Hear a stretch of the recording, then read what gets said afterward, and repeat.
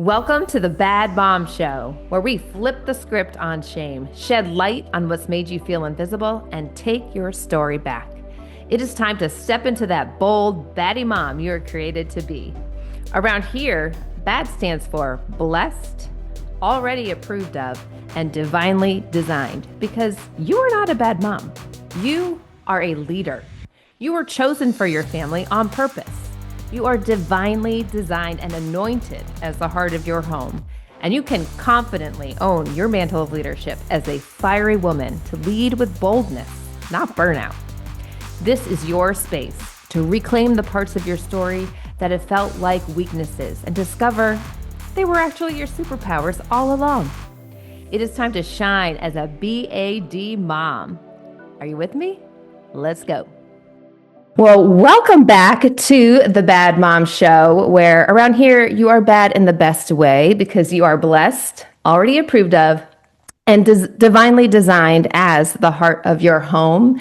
And this is the place where we flip the script on shame and all the lies and labels that have ever made you feel too much or not enough, because God has so much more for you. And you deserve to walk in that freedom. And today I have someone so special to share with you.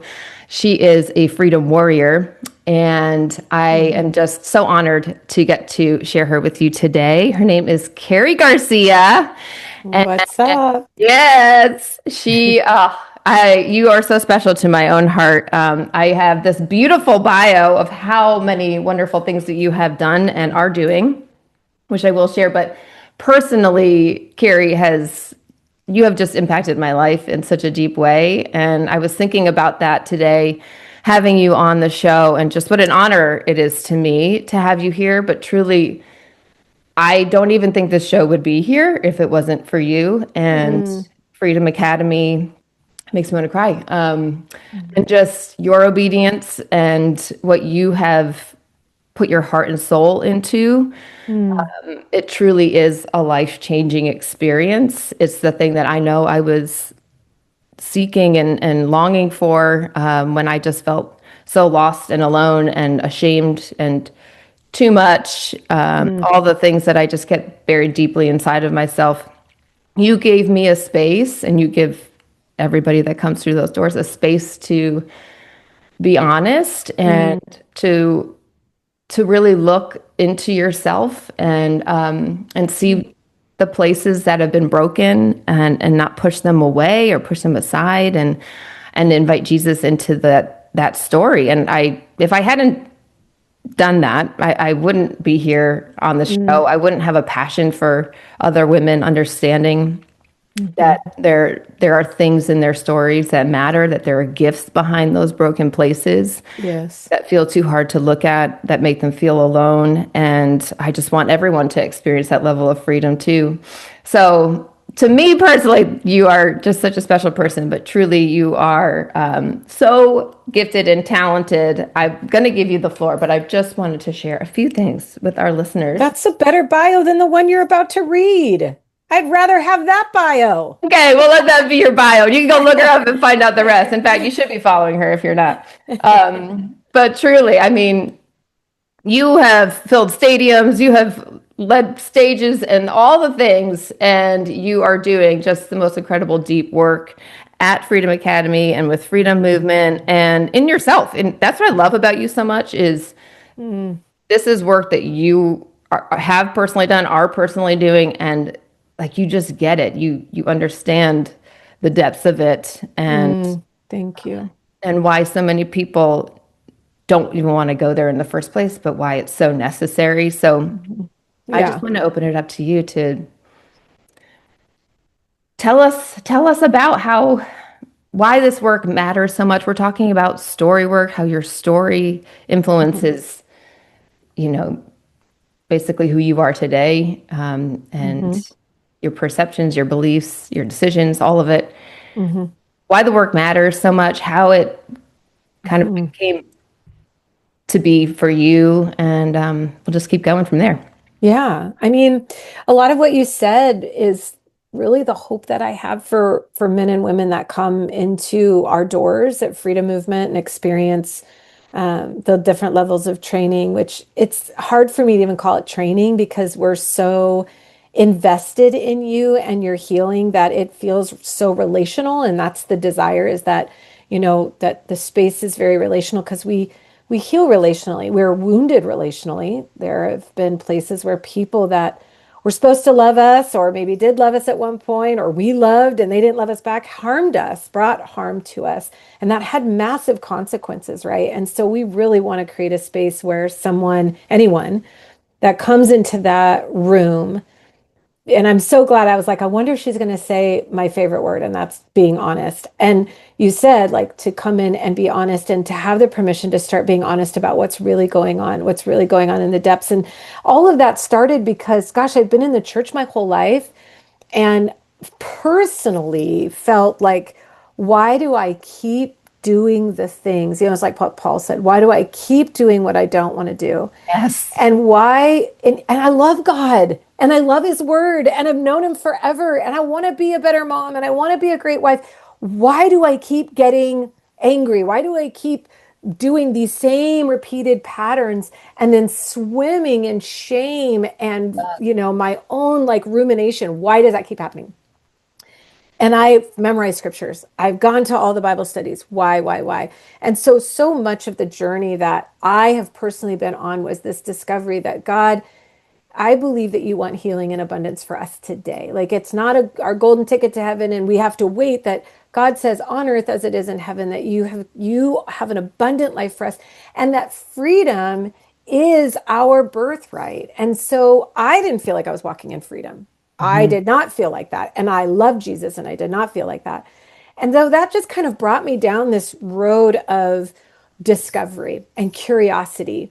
What's going on even in the spiritual realm? What's going on in my brain? What's going on does my nervous system play a role in some of these things? Like when God says, I want to heal your body, your mind, and your spirit, I think I could have told you a lot about the spiritual aspects because I was raised in church and knew like somewhat about spiritual warfare and just pressing into the spirit of God. But I don't think I could have told you much about how my mind worked. And Mhm. I don't think I could have told you anything about how my body worked. And so those two felt very distant.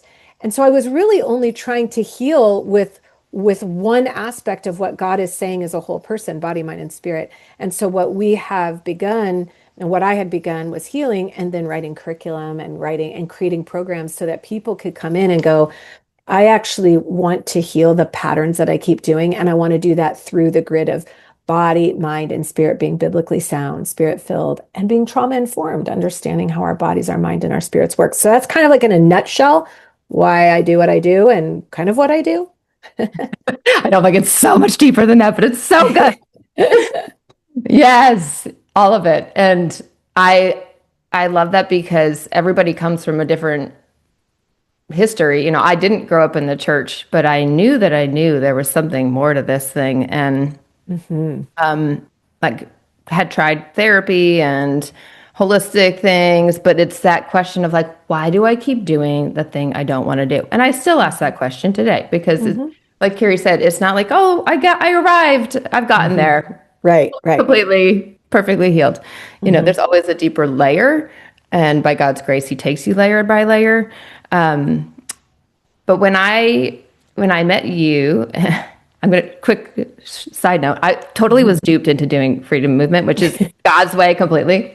He was like, "Oh yeah, go sign up for this writing course," because I knew I had a story in me and I wanted to write this story that I was too afraid to actually like open my mouth and say. But Mm. surely I was going to go write the book, right? And he's like, "Yeah, go take that writing class." It was the first time you did Freedom Academy level 1 virtually, and I remember getting on the Zoom call and you started speaking about these broken places, these shattered shaloms, as you call it. Mhm. And I just knew we were like tilling up the soil of my heart in a way that I was not expecting, but that God's like, yeah, we're going there. Like enough. Wow.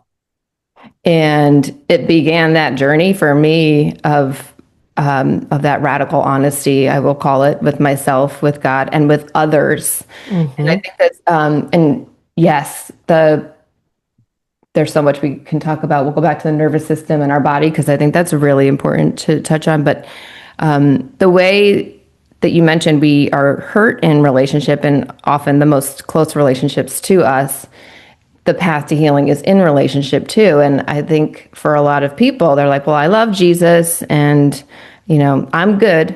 I talk to God, I'm good. That is great. But the deep level healing is in that vulnerability that you guys create a space for. Talk about why it's so important to do it in connection, in relationship, how that really, I know I've experienced it, but that really does start to break down the walls we've put up around our hearts. Yeah. I mean, the reality is it's God's fault.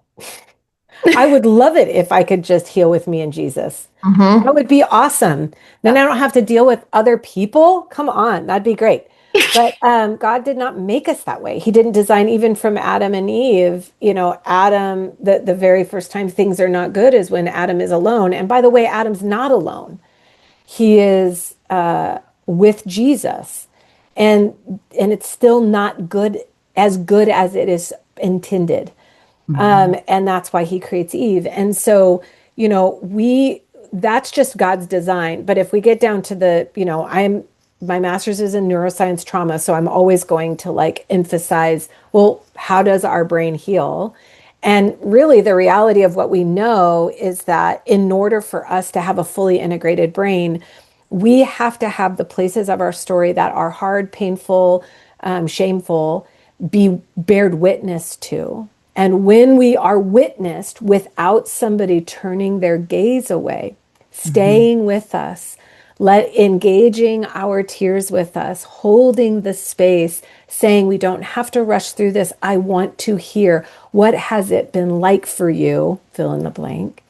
When we have that experience, our brain starts to calm down. That fight, fight, or flight responses, the amygdala parts of our brain, our nervous system, all that, that's on high alert. When it's being witnessed to with comfort and care, attunement, empathy, all of these things, curiosity, we know that the brain begins to integrate. Both the right and the left brain begin to come online. The prefrontal cortex comes online, which means that we actually move into spaces of creativity, playfulness. Shame dissipates in the presence of empathy. So all of these things begin to happen, and that can't happen with your cup of coffee, your journal, your Bible, and your favorite chair in your living room, because you have to have a physical regulated body to regulate you. And this is one of the reasons why I think God says, do not forsake the meeting together, because he knows how he designed you to heal. And so this is very complicated, right? Because when we go, well, the very places that have hurt me are people. And the very thing that God is saying for me to heal is that I have to engage people. Yes, yourself. Yes, God, and also people. And so it's a non-negotiable. You cannot, if you are healing and you're moving away from people, then you're not healing. I'm not saying that can't be for a season. You might need a season where you're a little bit, but overall, historically, or through the timeline of your life, you need to be moving towards relationship with people, and however that looks, where somebody or somebodies are bearing witness to the places where there has been shame and darkness and secrecy and pain, in order for you to experience the freedom and the abundance that you're longing for. So good. I feel like I guarantee listeners just hearing you say that felt a sense of calming. I know I did in my body when you were describing why we need those things, because it's true. It's so true. I mean, I've experienced it. But it's hard, right? It's hard for people to want to be that vulnerable, especially in a group of strangers where you're like, well, sure. Are they going to judge me? What are they thinking? All our defenses come up. I know for myself, one of the things that when we talk about trauma, I feel like people kind of shy away from that word too. Like, well, I didn't have trauma. I had a great childhood. Truth be told, you could have a great childhood. I had a great childhood, but you still have broken places in your that need tending to. Right. And I kept hearing the whisper of like, what you have to share is not a big deal. Like, seriously, Mhm. get over yourself. Why do you still let this thing get you angry? Why are you still stuck? Why do you still feel all these things? Just kind of like shut your mouth. Like, this is Mhm. not that big a deal. What do you say to people that are feeling that way? They're like, I don't have Mhm. a big traumatic thing happen in my life. I'm good. Well, let me ask you this. Do you have kids? I do. Yes. Okay. Who's your youngest? One of my daughters, Okay. And how old is she? 6. Okay. Perfect. So 6-year old, I don't know if you give their names on here, Lulu. but Lulu. what, Lulu? Yeah. Okay. So Lulu comes to you and she was outside riding her bike and she comes in and she is screaming. Oh my gosh. And her arm is like twisted and it is clearly either dislocated or broken. It does not look okay, right? And you look at her and you go, Lulu, Jason down the street broke both of his legs. And it is terrible. He is in 2 casts. He cannot walk. He is in a wheelchair. His mom has to push him everywhere.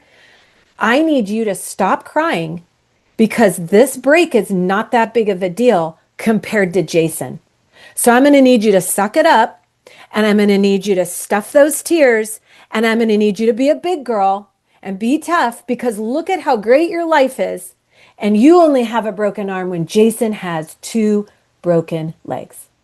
Now, would you ever in a million years say to Lulu anything remotely like that?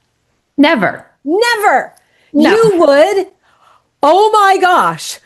Oh, okay, it's going to be okay. Mom is here. We're going to take you to the hospital. It's okay. You can cry, like whatever you would do, right? Here's a Right. lollipop. I'm with you. I'm going to take you. We're going to see you through this whole thing. Because as she's in front of you, in the depths of her pain, it matters to you because it matters to her and she's in pain.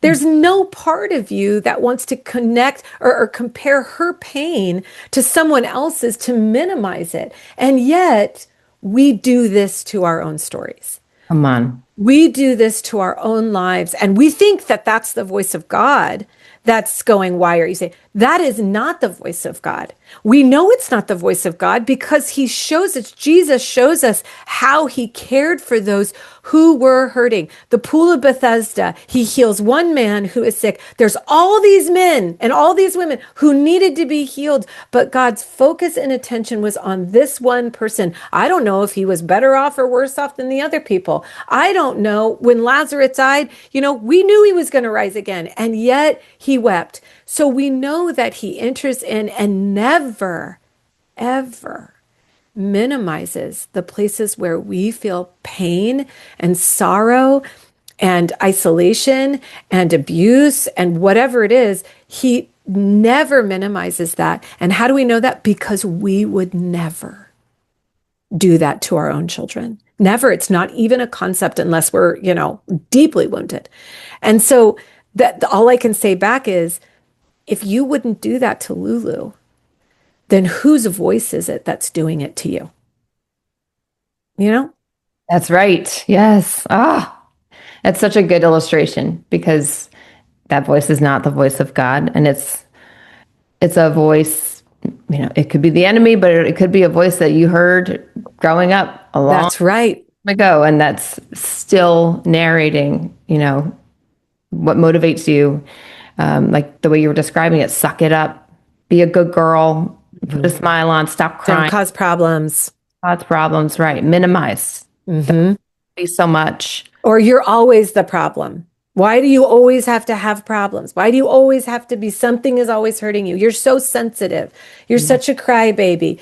Or whatever. Those voices, yes, they are the enemy, but the enemy more often than not partners with someone who has wounded parts within them that have not been tended to that land on you. So it's not like you said earlier, it's not that your parents are, you could have had very good, great parents. That's wonderful. But they also have wounded parts, and those wounded parts impacted you. So this isn't about crucifying your parents or never talking to your parents again. I mean, maybe some of you do need to do that. But for most of you, that's not what this work is about, where I just want you to hate your parents. What I want you to do is start having the permission to get more honest about how their wounded parts impacted you, so you can be able to heal those parts of impact, and that cycle can stop with you. And now you can offer something of less impact in that area to your own children. And so that's really what we're looking at. Yes. Yeah, that's so important to say. And some of the ways, the coping mechanisms, because survival brain it's really fascinating. And I think I learned it from you when I believe you said it, that when we were born, we are a body with sensations. We're a body before we had words. Like there was information being taken in before you had verbal ways to describe it. Yes. And it's all based in how you learn to attach to people. Were they safe? Were they not? Did they make you feel safe and loved and known? All of that. I love that the neuroscience stuff is out there now for people. But really to slow down enough, because I know for myself in those moments where, the autopilot kicks in so quick. Yeah. Like you're not aware that you're already there unless you have taken the time to consistently slow down. And talk about the body and the mind, because I think we really miss that piece, that information, that sensory information is already coming in before the thoughts begin. Talk about that a little bit. Yeah, I mean, it happens all the time. We just don't realize it. You don't think first and then your body feels. You feel first and then your brain thinks. That's how we operate as humans. Every human operates that way. Sensations move through the body and dictate to the brain whether or not you are safe. I mean, that's very layman's terms. So if you're a neuroscientist listening to that, we're keeping it very simple. In essence, that's what's happening. And what we've been trained to do more often than not is either ignore those sensations in our body or engage them all the time without looking through the grid of what is true and what is not true. And that takes a little bit of work, because you can feel like things are very true in the moment, even if they're not true, because that's what you've experienced in the past. So I think it's important to understand that the brain, all it is a prediction machine. It doesn't, like when people say like, oh, I'm scared of the unknown, that's not actually true. You can't be scared of the unknown. You don't know it. Your brain doesn't know it. So it's not scared of it. It doesn't know anything about it. But it takes past experiences and overlays that into the present. So if a sensation comes into the body where you're starting to have a sensation that this environment feels unsafe, it's going to relay that message to your brain, and your brain is going to go through the Rolodex of memories to go, okay, have we experienced this before? Oh yeah, we have. And it was not safe. Boom. Now parts of our brain are shut down, and now we're in fight, flight, or freeze, or some kind of nervous system response, right? Hey friend, I am so excited to share this with you. I am hosting my event, Awaken the Heart of Your Home, a spring session on Friday, May 1st here in Tampa, Florida.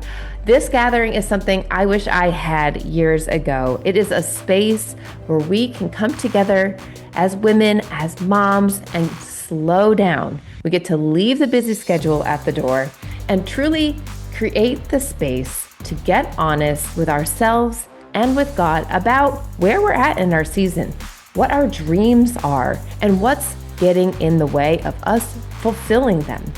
This is your opportunity to be real, to hear from God in a personal way, and to walk away with greater clarity, conviction, connection with other like-minded women, and a bolder belief in your calling and purpose as a leader in your home. You carry a divine calling, and you were chosen for such a time as this. But the world keeps us busy and distracted, and we have lost sight of that authority. This is your time to reclaim it. We do this work together because we were created for connection, and we heal in connection. I kept it intimate though, so space is limited. If this speaks to you at all, I would love for you to reach out to me and I will share details with you. Again, it's happening on Friday, May 1st. with a welcome and worship the night prior, and it will most definitely change you. There is no way you will leave that room the same. I hope to see you there. I can't wait. And that's why it is so important to begin to care for our bodies, listen to our bodies, understand, how the brain works, but then, and trauma works, and also be leaning into the spirit of truth, And so that's a lot of what we teach, but it's hard to start with the body because we don't really know how to engage that. And that's why in all of our trainings, we start with, let me help you understand here in your brain. That would be like Freedom Academy. And then we have Freedom and Story, which that moves to more of our heart. How have the stories, especially from my childhood, how has a story impacted my life? And then in our certificate program, we move more into, and how does that affect our body and our nervous system and things like that? And so there is a way to engage this that doesn't feel like I have to just dive in the deep end. I'm going to bring all my childhood trauma. We don't even do any childhood stories in Freedom Academy. We try to help you understand what are the pathways, what's going on. So a lot of what I'm saying here is that our body, our mind, our spirit are all connected. But if we don't understand what's shaped our brain, then essentially we're living in the past while we're in the present. Because our brain is not accurately deciphering what is safe or what is not, because it's taking past experiences and overlaying it into the present. And it isn't until we go back to those stories that shaped us, bear witness to them, that we create a new neuron pathway that gives us a new way of looking at whatever situation that may be. So that's why this work is just so important. So good. It really is. And obviously my listeners, many of them are mothers, but most are maybe, and if you're not, you're a spiritual mother, you're a stepmother, you're a mom to be, but it's women. And I know many of the listeners, have things from their childhood that they don't want to continue. They say they want to break cycles. They want to leave a better legacy. And we all do, but it's become a doing, something to get right, myself included. And that was birthed out of being very performance driven. Like, I feel like there are listeners like taking notes, like, okay, how do I do this before my children are grown and out of my house and I've missed my opportunity, And even when you were saying like those words that perhaps landed in your heart, that what she was sharing before about what you would never say to your child if they were hurting, but you may have heard yourself. It's like, how do I stop this thing? Like, it's almost like this runaway train and I can't stop it. Like it's controlling me. How do I stop this thing without making it another thing to check off and get right? Right. I mean, gosh, this is so near and dear to your heart, right? Like this is so your desire from day one of coming in and like, Karrie, I love my family. I love my kids. Help me figure out why I'm doing the things I'm doing. And it's taken us a good long time to get you to seeing what a wonderful mom you are and how much you love your babies, but how much you were not loved in the way that you needed, right? And so a couple things I'd say. One, I want to address, it is never too late. No matter how old your kids are, repair is always your best friend. And the way that you can bring repair to those relationships is by doing your own work first. You have got to understand what it means to grieve on your own behalf for your own story. The biggest thing is, like when you came to me, you're like, okay, tell me how to fix it so that I can, because I love my kids and I want to make my kids better. I have my checklist. I was like, let's go. Let's go, right? And so then the work was, well, not what's wrong with you, because that's very much where you were, right? Yes. But Teresa, what happened to you? Oh, that statement is so key, people. Yeah, that created so much of the cycle that you're sitting in that you want to break. And it isn't, most of us operate in what's wrong with me and how do I fix it, right? If we start to understand what happened to me, then the pathway to fixing that is through the pathway of grieving, the grief of what did happen to me. Why, how was I shaped? And that allows for curiosity, that allows for compassion, that allows for grief. All of that is what's going to essentially move you into being able to offer that same compassion, grief, and really a new way of responding to the people that you love and the people that you lead. And so there are some things that you can do, like taking Freedom Academy is a do thing, right? Like reading my book, that's a do thing. But the do is to get information so that that information can move to the places of your heart and then you can begin to embody it, which that takes time, right? If information healed us, I say this literally all the time, then we'd all be healed by now. Right. I could chat GBT my way through healing. And yet we're getting worse. We're not actually healing. With all the information we have, we're disconnected, so isolated. We are anxious and we are depressed and we are dissociative and we're isolated and we're fragmented and we're all these things. Even though we have access to neuroscience, we understand, we know how the body works. We know that phones are bad for us. We know so much stuff and we're not getting better. And that's because we have looked at it through the lens of what do I do to fix this, rather than how do I heal by going into what happened to me and grieve and enter into curiosity and empathy. Those are the things that actually heal us. And that takes time and it's embodied. It's not cognitive. It moves to an embodied response. And that embodied response comes from the new neuron pathways that you've created through the work, the engagement, the sorrow, the co-regulating with other people, all of that helps heal. Does that make sense what I'm saying, or do I sound crazy? No, I mean, it makes sense to me, but because I've been also you've gone through our whole program. But yeah. You've literally certified in our program. That's right. Call me. No, but I think that's landing for people, because it's true. It's like, okay, how do I make this better then? I want to make it better. How do I fix this? And that intention is good, but it's not the path to healing. The path to healing is, like you said, you have to be willing to go first, obviously, but there it is. It's the looking back, and that part can feel really scary, but everything, I love how neuroscience is like, everyone's neuroscience, but I'm like, all of this is biblical. Like, yes. It's all biblical first. Yes. How it's like, shine light in the dark because the dark cannot overcome it. Renew your mind with my truth. So it's like, okay, this is the lie that I've believed about myself, that I am too much, that I am bad, that there's something inherently wrong with me, that for in my case, I'm angry and this thing controls me. I don't know when it's going to come out, and I'm a terrible mom because of it, and I got to prove I can be good. I'm going to prove it. I'm going to prove it. So, and so I feel like many women are in these loops of like just adding one more task to the list. So I'm glad I think the way you describe that is completely right. Yes.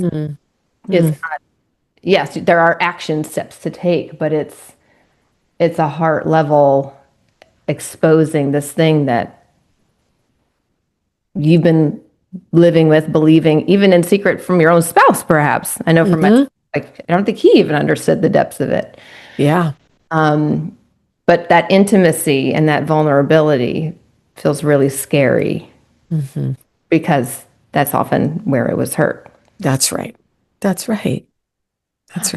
When you talked about grief, that was a really eye-opening moment for me. I remember we were on that Zoom call, and I remember saying, well, because for myself, a lot of this wounding is with my mother relationship, the mother-daughter relationship. And I think many women have this, and they're afraid of doing the same thing to their own daughters. And you said that I had to grieve. And I said, I have grieved, my mother's passed away. I've grieved, the relationship. And you said, no, you need to grieve what you lost, what that little girl was missing in those moments. And Mhm. that is such a difference. But see, instead of just like grief over, yeah, that was sad that that happened, and grief of really like kind of going back into her and saying like, oh man, like I needed to feel loved and seen and Mhm. all those things, to really grieve that. You call it a bridge Mhm. to healing. Mhm. Can you describe why that's so important? Well, I can grieve pretty easy with 35-year-old Teresa. Right, Um, but that's not where Teresa's bound at 35. She's bound at 7. right. And so until I get to bear witness to what 7-year-old Teresa experienced, that literally shaped her brain over time. It was not one instance, it was multiple instances. Whether big or little harms, they build up. When I go back and witness that, that's when the brain begins to change because that's where it was harmed. And so I can't, I can address a new wound. If you have a cut on your hand, I can address that cut, but I can't expect that helping that cut on your hand is going to help the gash on your chest.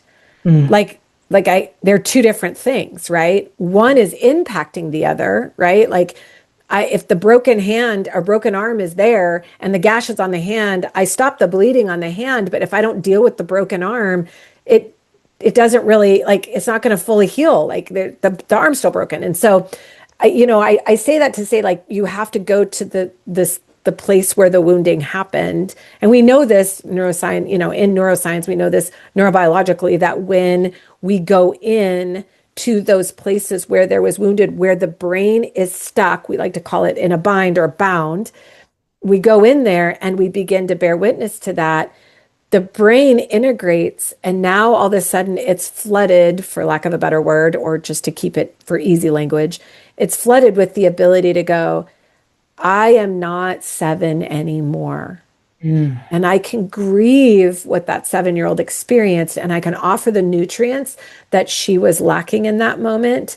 And now my brain can go, that's when you were 7, but you're 37. So when your kid starts to say something and you just want to go hog wild on them because all of a sudden they've activated parts of you in your past that are not healed, but they don't know that you look 37 to them, but they're really dealing with third grade Teresa. Right. Now your brain goes, oh, that's actually, he is not attacking you. He's not abandoning you. He's not disrespecting you. Whatever it is that the trigger is, he's not doing that to you because he's 5 and you're 37 and you're the mommy. And so our body can stay calm. That's the reason why. And that's why we get to create new patterns. The patterns started here, but we're trying to fix them here.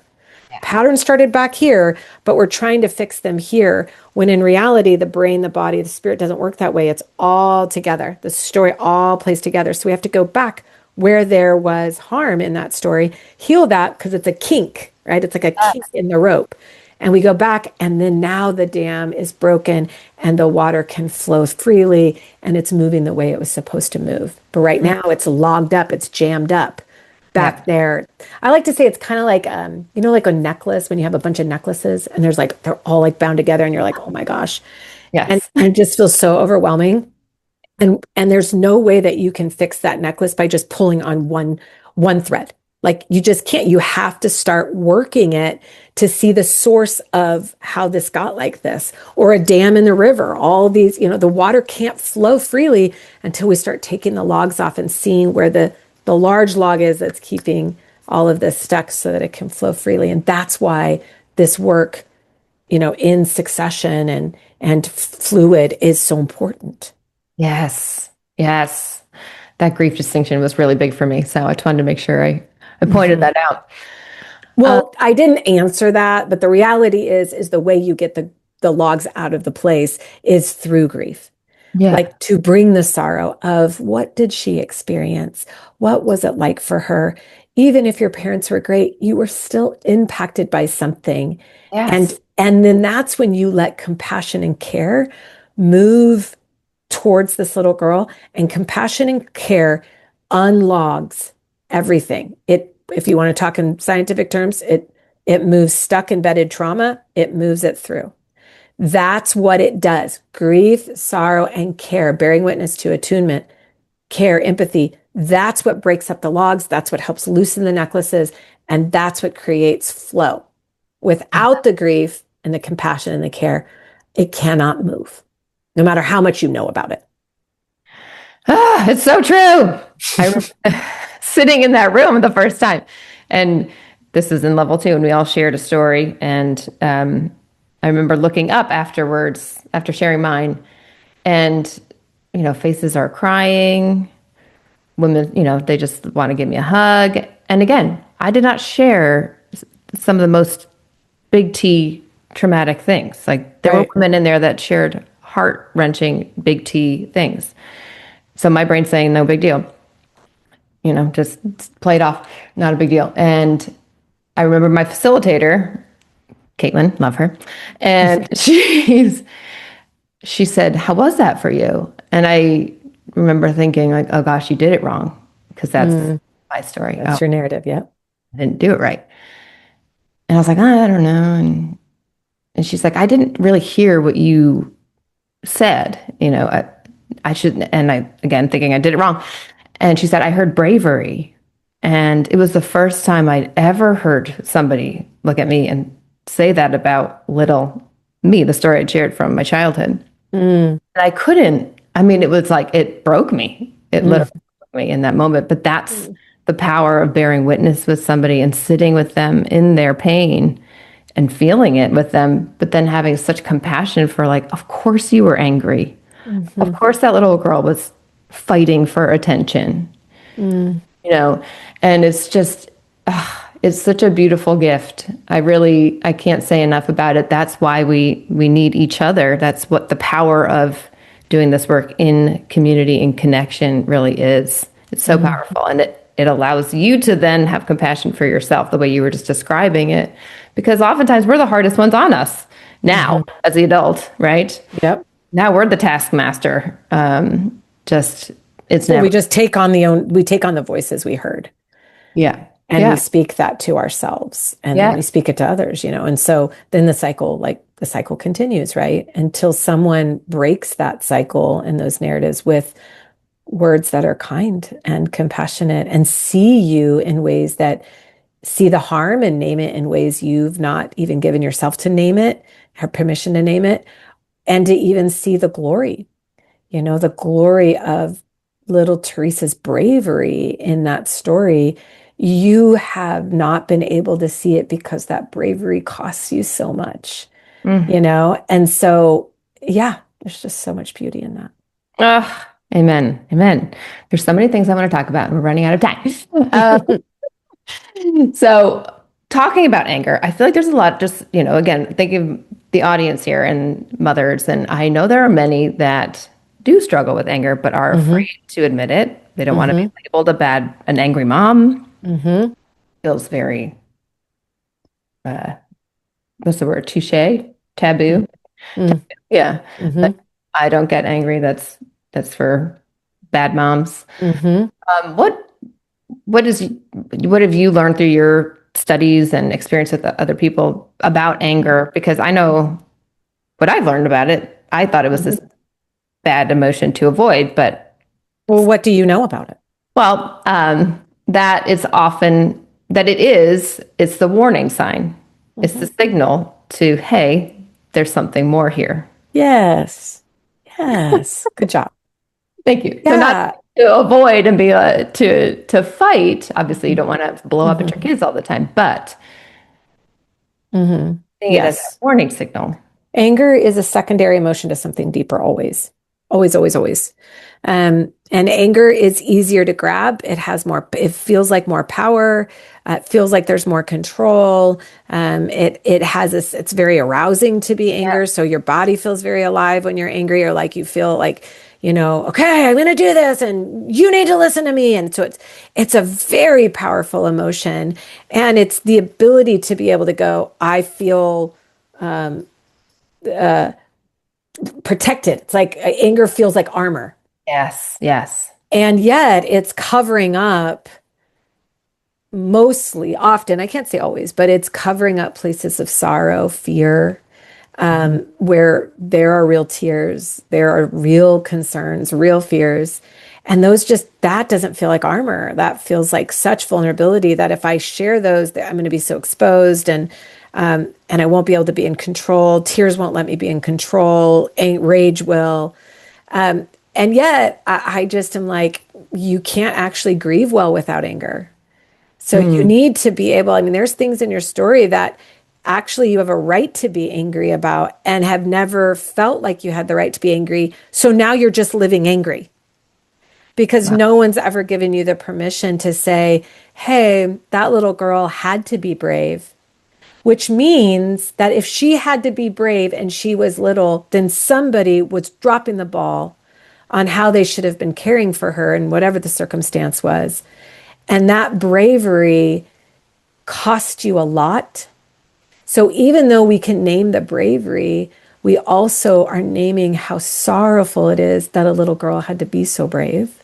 And if that never gets to say, hey, I'm really angry, she had to be so brave, then that anger's living in your body because who wouldn't be angry for a little girl that had to be brave? And that anger's coming out sideways on the people that you love and the people that you lead. And so we never say you're not allowed to be angry. We get to engage. What is the anger trying to tell us? What is it pointing us to? How can we hold it? How can we let you know that you're not shamed or judged by that anger, that anger is coming from a real place of fear or sorrow, loss. And we want to see that. And your anger is the window to be able to see that. And so I'd rather have you be angry than be shut down because at least in anger, I have you online in some capacity. And so, yeah, anger is not good or bad. It's what you do with that it becomes harmful or good. I mean, righteous anger is a real thing, you know? And Yeah. so anger is not, it's just another emotion, but it's one that we've kind of, like you said, taboo. It's one we've deemed as not Christian.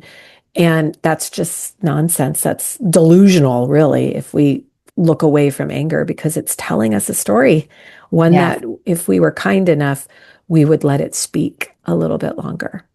Mm. And maybe that's part of the story. That's right. Yeah. Oh, this is so good. I know everybody's just getting so much from this, but I hope my deepest hope is that they're feeling a sense of it's not just me. Okay, my story really does matter. There is a path forward if you want to go deeper in your work, in your personal work, or if you've wanted to be the one to go first, and you know you've got stuff to heal in your heart, and you didn't know where to start. Well, Freedom Academy is the place to start, if you asked me. Yes, I It's would agree. I'm so glad. It's just been. It is truly. It's what we all desperately long for, right? We want to live free. And there's not one person walking around without a story. So That's right. this says like, I'm good. Just that story, hmm that story. hmm That's right. And you can be good. That's okay. You can be good. But if you're not good and you feel that there's got to be more than what you're experiencing, then we're your people. And if Mm. you're good and you're listening to this, you go, this doesn't relate. Praise God. That's awesome. And if it ever does relate, we're your people. So whenever you're ready, we're your people. And if you're not ready right now, that's okay. If you're good right now, great. We bless that. We bless all of those decisions. There is no coercion. But if you believe that there's something more, if you believe that there's got to be something more than this, and I am desperate to find freedom and hope, then gosh, we want to be your people. We're not perfect, but we love fiercely and we want to help you heal. And we believe that we do have a lot of information that moves to heart engagement that will then be able to be embodied in the programs and the spaces that we create. And so, yeah, we would love for you to come check out Freedom. Well, Freedom Movement is the organization, but Freedom Academy is kind of your first step into all the things we offer. Or you can buy my book, Free and Fully Alive. You can get that off Amazon. That's like the Cliff Note version of Freedom Academy. So if you're a little bit hesitant, you can go and get that book as well. Yeah, that's a great first start. I'm going to link it all in the show notes, and they should join your newsletter because you guys share. You give so much wonderful information, and again, like all of the people that are on your team, when she says they love fiercely and they're not perfect, I think that's the truest thing that you can want from a program, and they truly are that way. And honestly, that's what I love about you. It's like, you're like, I'm not perfect. We haven't all arrived all of a sudden, and now we're telling you how to do it. We're in this together, but you're at least 10 steps ahead, right? And maybe two. Maybe two. Maybe two. Because don't think I didn't yell at my kids. Well, then I'm like half a step ahead, but a little ahead of you. So yeah. I love it. There's so many resources. So I will link all of that in the show notes, and they can follow you on Instagram, a couple different ways. Karrie Scott Garcia. Yeah. Or you can follow freedom_movement. So those are the two places that I hang out the most. And it's me on there. I'm not like, if you DM me, you're going to probably get a voice text from me because I don't like writing. I like talking, but it's me in there. And I'd love to have you come follow and see what we're doing and see if it's what the next step is for you. Yeah. And listen to the Honest Pod. I'll link that too. That's right. I do have a podcast. It's a fun one. I love the Honest Pod. And I love you. And I love you too, Teresa. For your time. Thank you so much for this. Of course. This has blessed everybody listening. And if you are listening, please make sure that you're subscribed to the show. Go find Karrie's podcast and check out all the links. Get her book. That's a great first start. And share this with a friend because we are not the only ones. You are not the only one. We are all on our journey and longing for the same thing. So it would be great to share that. Amen. All right, girlfriend. Thank you for your time. Everybody else, I will see you next Wednesday.